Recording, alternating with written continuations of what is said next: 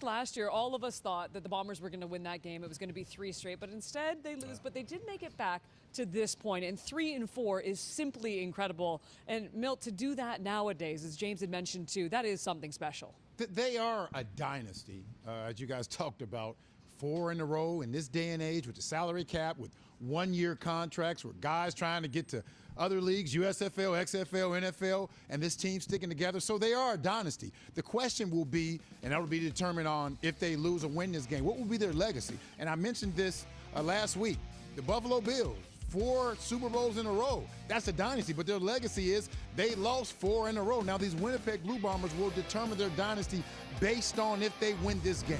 If they win this game and they're 3 out of 4 Grey Cup champions, that's a dynasty that can only be matched by what happened with Edmonton in the 80s and a couple of teams before that. But they're already a dynasty. Now it's about their legacy. Yeah, the fact that the core group of these guys, or a bunch of these guys, have made Winnipeg home. I think that's a big part of this, and also the fan base in Winnipeg is a big part of it. You talk about today's CFL, free agency, one-year contract. So you can't keep teams together. But when you have some of your core guys, whether Americans or Canadians, that live in the city, that have made Winnipeg home, that are great players, that helps keep this group together, because the bond you build outside of football is special.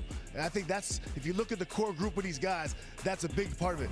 Doesn't hurt that they have a great O-line and an MOP quarterback. Doesn't hurt. But that's why this group's so special. Yeah, Davis, I think it all started, I don't know, four seasons ago. Number 8 came, and he was the final piece to the puzzle.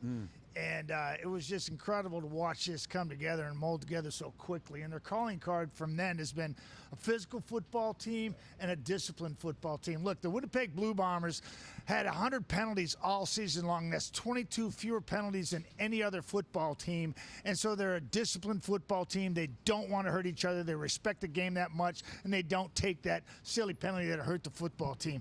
And their calling card offensively is they pound it, they play action it, and they push it. They push it down the football field. And to me, that has been what has made this offense so spectacular. And defensively, they stop it, they steal it, and they sack it, and they just make it happen. And that's been their calling card. And this football team loves to be in that locker room. Mike O'Shea went out and got like-minded people, and they developed a culture that people are thriving in and want to be a part of. And to me, that's been really special to watch over the last 4 years. Claire Hanna interviewed Drew Wolodarski this week and said the exact same thing. He said, you know what, at the end of 2019 when Zach came in, there was something special. There was relationships built. I mean, they have started these clubs within the team. I mean, there is something on a different level, and that's not what we see on the football field. There was a better quarterback who played. That's what it was. That's what it was. Milt, I was talking about the book club, Milt. But yes, let's talk more about football, shall we?